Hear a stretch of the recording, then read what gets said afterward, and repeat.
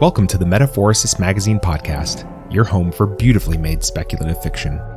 The magazine is edited by B. Morris Allen, and I'm your host, Matt Gomez.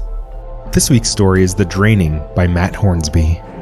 Matt Hornsby is based between London, United Kingdom, and Dublin, Ireland. When not writing, he works on environmental and economic policy after previous lives as a scrap metal dealer and English teacher.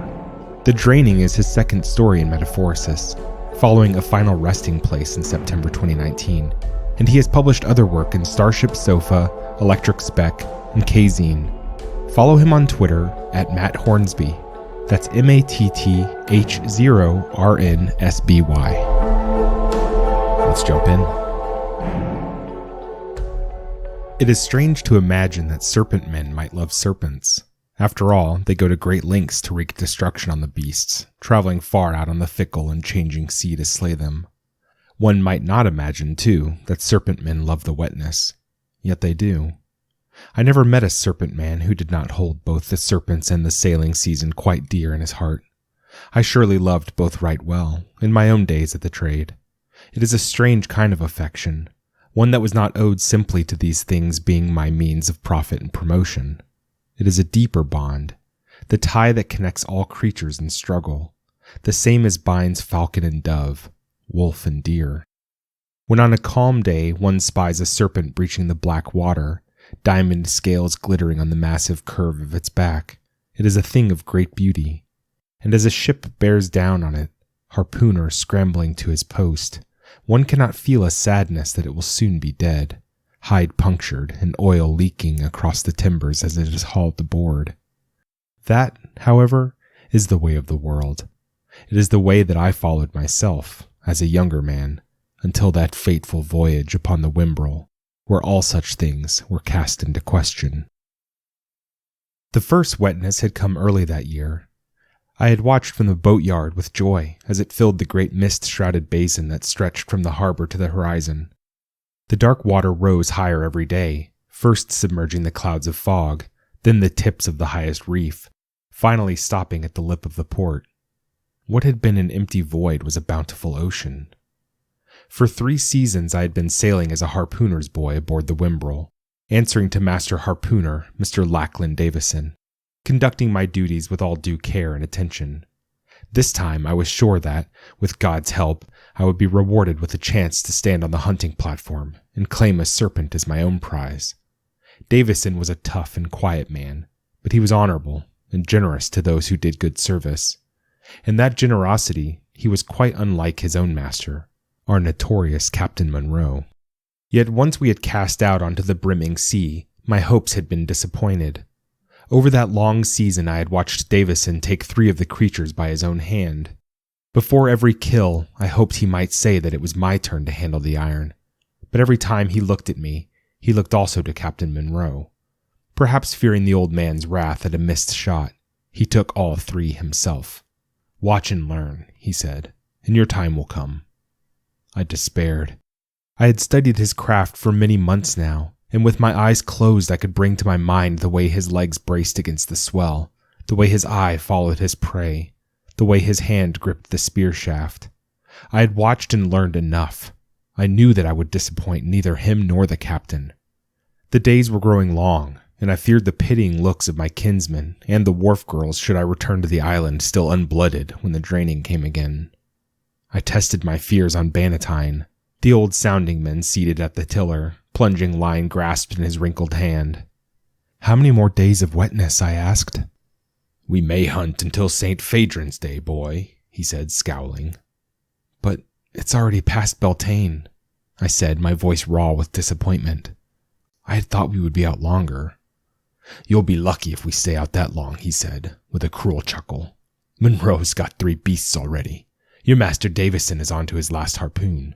If the captain's a wise man, he'll head back to port now, before the men get nervous at the draining."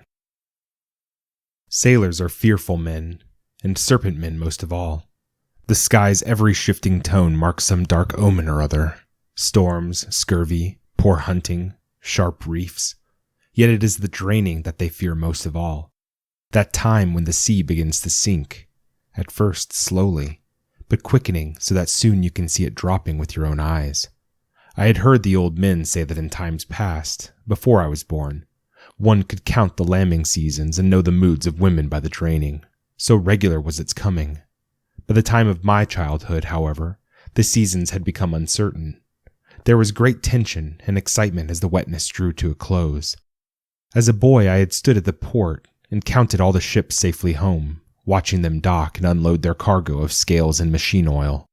Occasionally, a ship would just miss the turning of the season. It would need winching up to the docks from the sinking sea. Then the beach became a cliff top as the water dropped away, eventually disappearing into a cloud of mist at the ocean floor.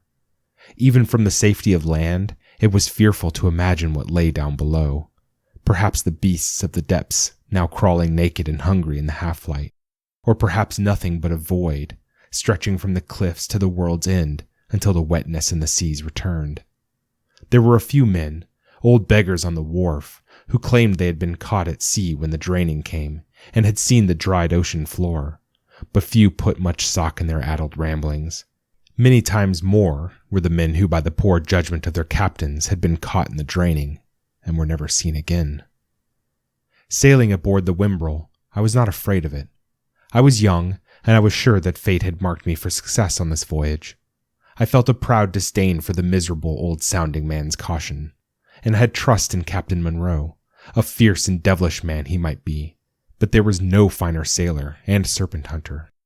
And I still trusted Davison, knowing that one day he would put his faith in me. Davison must have read the disappointment on my face after my words of the Bannatyne, for when I returned to my station on the hunting deck, he fetched me a clap on the shoulder with his shovel of a hand. "Season's not over yet, lad, and we've one iron left unbent," he said, laughing. Then he seized my arm and leaned into my face, his breath salty and rich.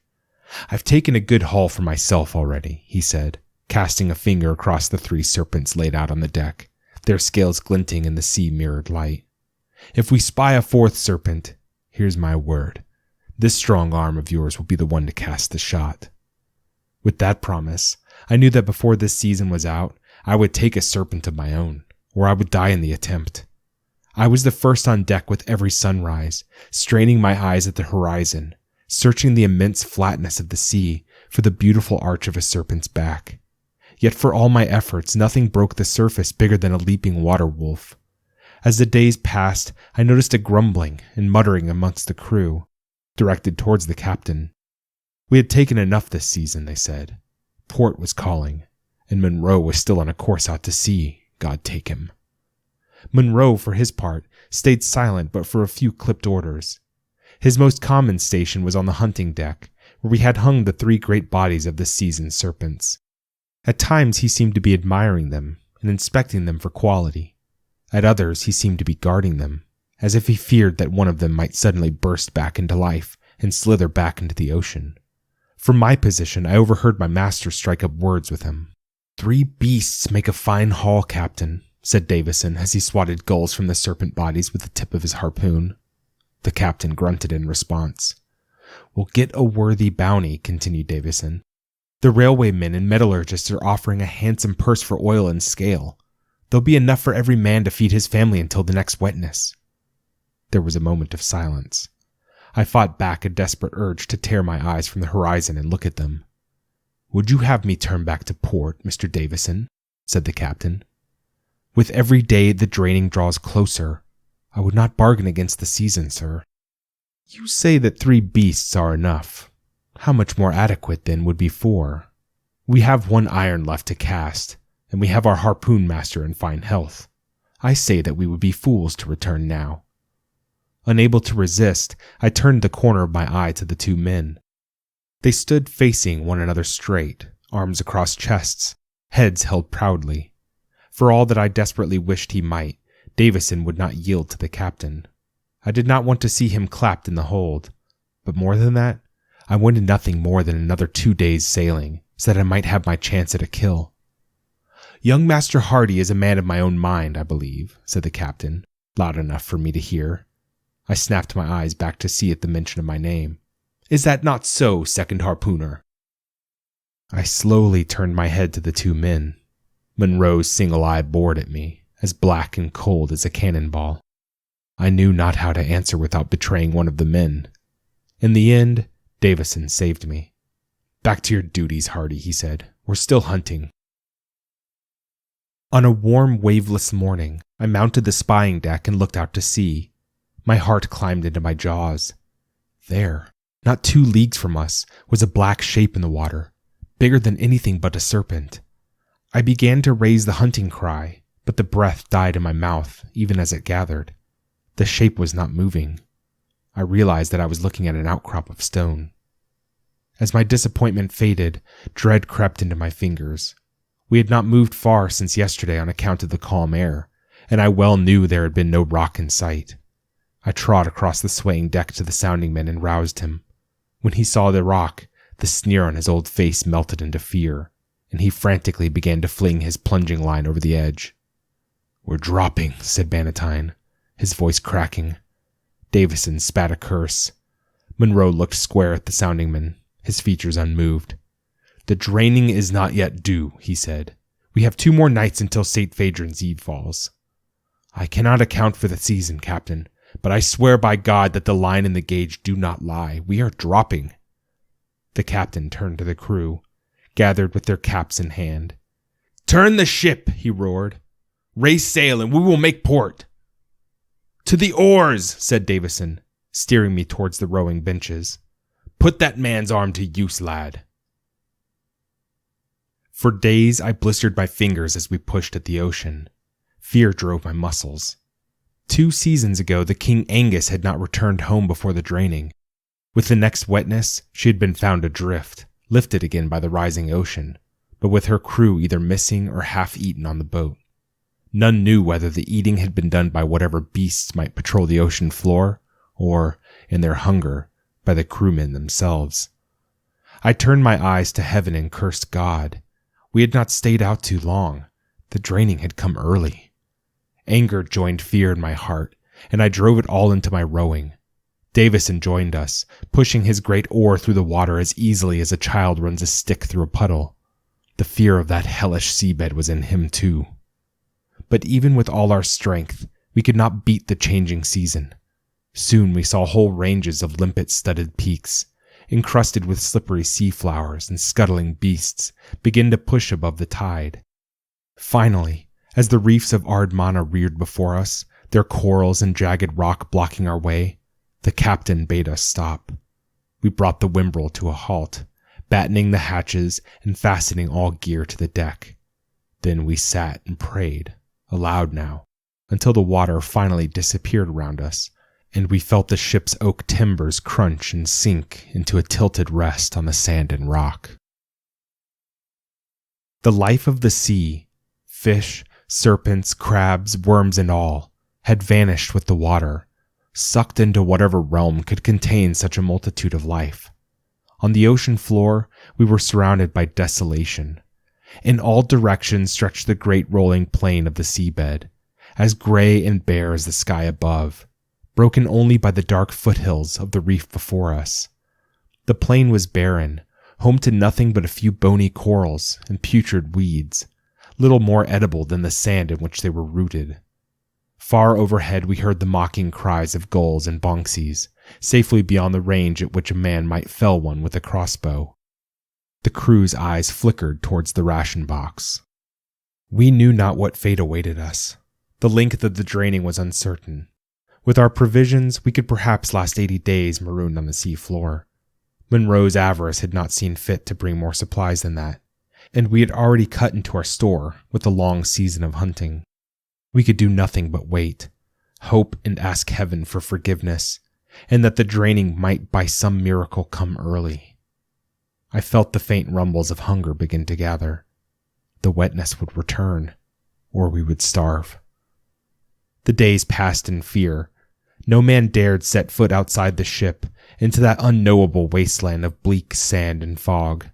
The crew turned their backs to the Wimbrel's keel, cowering against the beasts that they imagined without. I remained at my station. In the wind, I heard noises, and I scanned the mist, conjuring up lumbering shapes from every jutting stone and limp pile of kelp. We spoke little. Every sound or movement brought pangs from my hungry bones, nights of torrid darkness and days of stinging salt wind.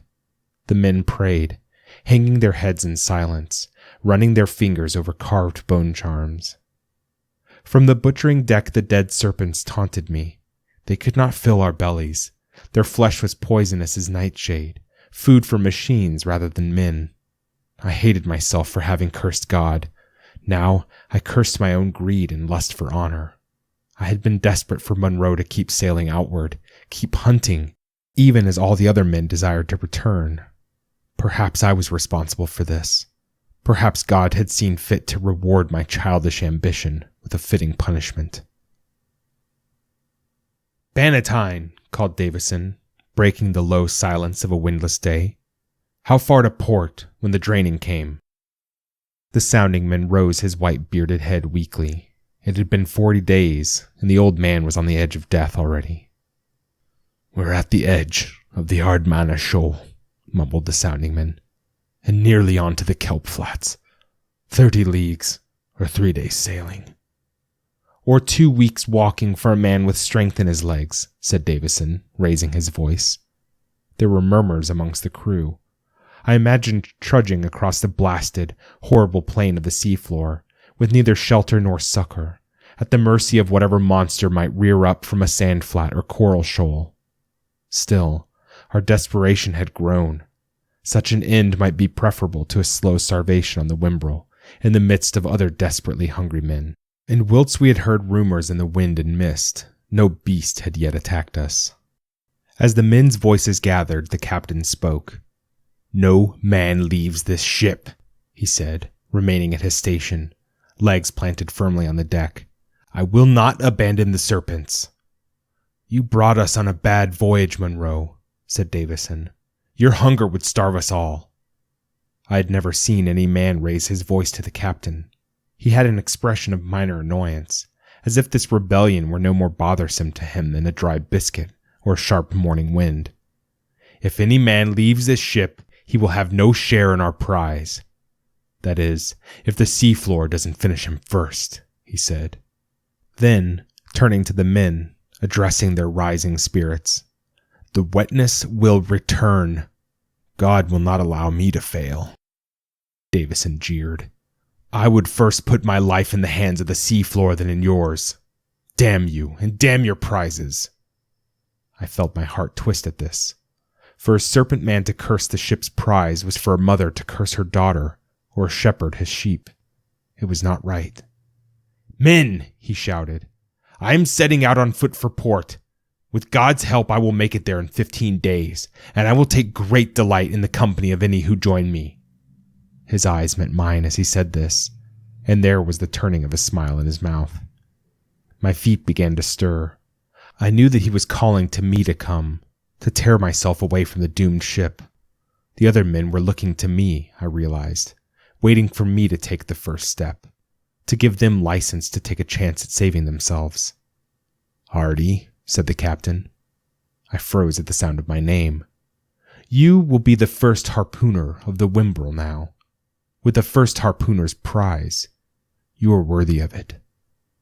I trembled, taut as stretched wire, at this sudden promotion. I made to move off again, but I could not. A first harpooner should not leave his prizes. The men knew that my loyalty had been conquered. The battle was over. Davison left his remaining harpoon on the ship. He hoisted a bag over his shoulder and jumped overboard.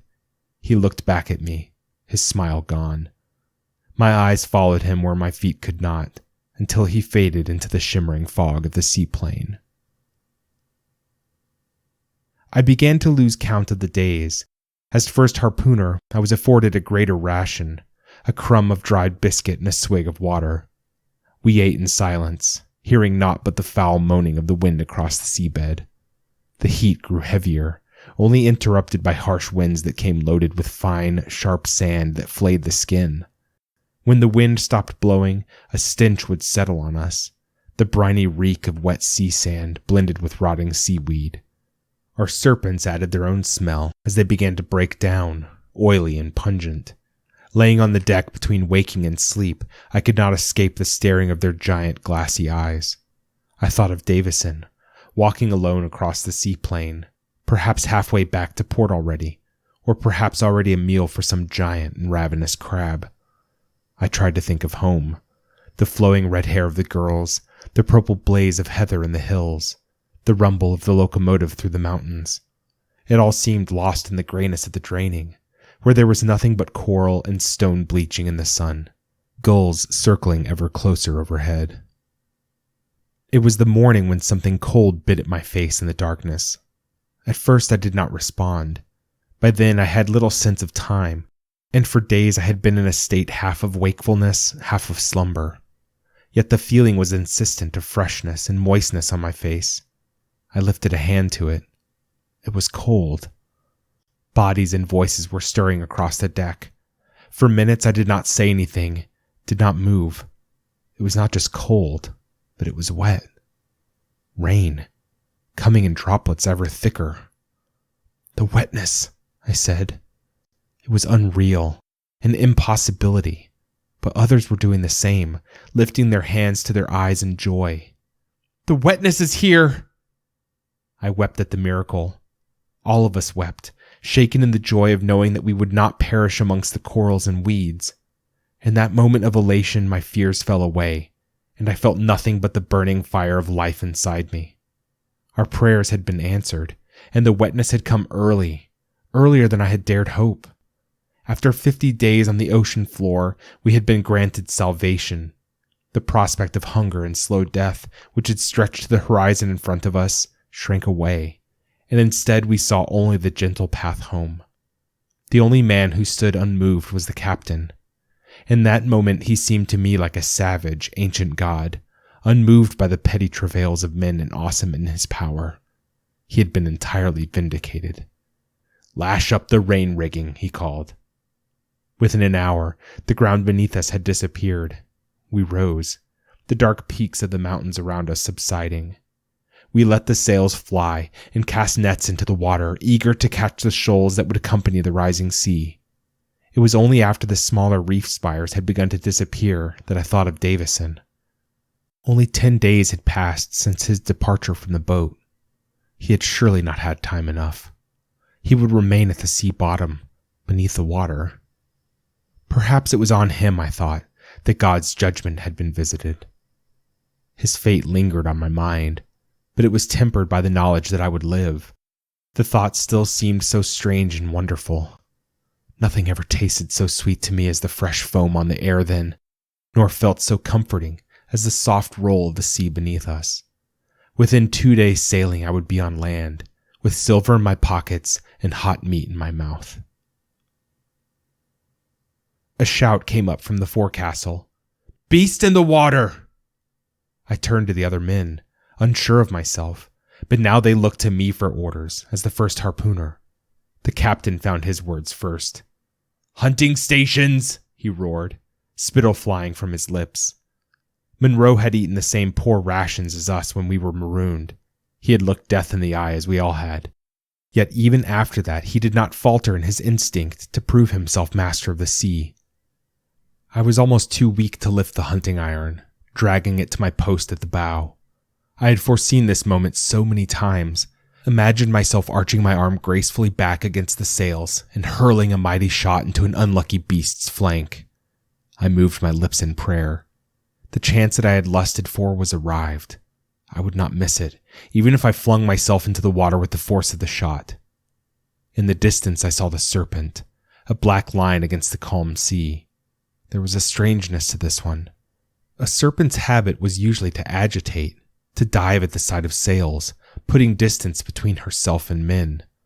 This one seemed to float calm and still at the surface, as untroubled as an old man in his fishing skiff. As we drew closer, I saw a sight that turned my heart over. A tide of doubt, fear, and wonder rose inside me. In the water there was a man. It was Davison. He was calling out in a small voice, paddling feebly at the sea. The serpent did not trouble him. Instead, it floated just beneath him, occasionally adjusting its position in the water to better spy us through curious red eyes, but always leaving one part of itself beneath Davison's tired legs. I could not fathom what its purpose might be. The men threw ropes to him, beckoning and shouting at him to come aboard, but he did not move. I held the harpoon ready. "I might have cursed you, Davison," shouted Monroe, leaning over the prow, "but I will not let you drown. Come aboard." Davison gathered his voice. It was thin against the sea wind. "Will you hunt this creature, Hardy?" he asked me. His face was twisted in pain. The serpent looked up at us. Up close and alive, the serpent was different from those that lay slain across our deck. The horned ridges and the barbed swords of its teeth were familiar, but the eyes, that in death were cold red stones, were burning and twitching around the world, looking at the boat, to me, to the gleaming iron in my hand. I could not but wonder how we might seem to it. As the creature bobbed gently below my master as he struggled at the waves, I could find no other explanation than that it was attempting to keep him alive. Suddenly it was no longer a simple beast of prey, but a creature whose mysteries I had not come close to understanding. "The beast showed me mercy," shouted Davison. "When the wetness came, it lifted me above the water. I will not let you kill it. I owe it mercy," said Davison. The captain grunted. "So be it. Your fate is your own, Mr. Davison. First harpooner, cast when ready."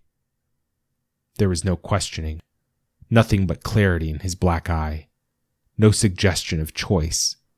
I arched my arm, lifting the spear for a killing throw, winding what energy I had into it. But I could not let go. At that moment, when everything I had wanted was laid before me, I could not but push it away. My heart would not allow me to take it. "I will not," I said. "Then another man will," roared the captain. He looked hungrily from man to man. None came forward, nor raised his head. "Then I will cast the damned shot." Monroe advanced on me, hand outreached for the iron. My body moved before my mind did. I raised my arm again and threw the harpoon, line and all, into the dark sea. It had been our last. I had left the Wimbrel weaponless. The captain surveyed the crew again. No man met another man's eye, and yet we all knew each other's thoughts. There was silence, broken only by the low rumbling sound of the serpent's voice, shivering up through the wooden frame of the hull. The captain seemed to shrink. In 1 second, he had held us to his will like captives. In another, he had broken the law that governs men's hearts. And in that moment, he had lost us. He took his station, standing at the ship's stern, arms folded, and long dark coat flapping around his ankles. No more commands came from his lips, and his power over us was gone. We hauled Davison onto the deck. The serpent that had saved him slipped away into the lightless depth. None but God knows why I had shown him such kindness. Perhaps even God himself sometimes finds mystery in his design. We sailed into port without much by way of word or deed. No man needed orders to do his duty and take us that far. I know nothing now of those other men, not the old sounding men, nor Davison with his arms of oak. I never more set to sea, but through all seasons, I stand on the hill and look out on the ocean. In the wetness, I watch the serpents toss and tumble, red-eyed and dark in the distance, chased still by bobbing boats. And when the draining comes, the wind blows in and drags at my ears, sagging now with age. In the sound of it, I fancy I hear whispers, in that ancient language in which the laws of the sea are written. I have long since stopped trying to understand them. It is enough for me to know that there are great mysteries in the hearts of men, in the minds of beasts, riddles whose answers will never be solved. That was The Draining by Matt Hornsby. Thanks for listening. If you'd like to read or listen to more speculative fiction, visit us online at magazine.metaphorosis.com or on Twitter @metaphorosismag.